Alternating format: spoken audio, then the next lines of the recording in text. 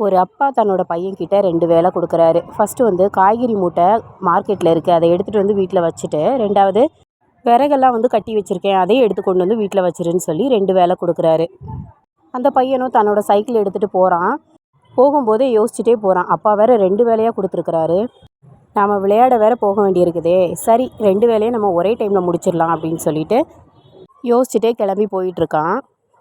மார்க்கெட்டுக்கு போகிறான். போனவன் காய்கறி மூட்டையை சைக்கிளோட முன்பகுதி இருக்குது இல்லையா, அந்த கூடையில் வந்து வச்சுக்கிறான். அதே விறகு மூட்டையை பின்பகுதியில் வச்சு கட்டிட்டு கொண்டு போகிறான்.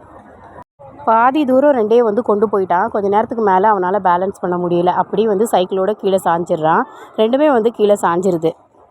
இப்போது ஒவ்வொன்றையும் வந்து தனித்தனியாக கட்டி கொண்டு வீட்டுக்கு கொண்டு போய் சேர்த்துடுறான். இதனால் அவனுக்கு வந்து எக்ஸ்ட்ரா டைம் தான் வந்து ஆகுது.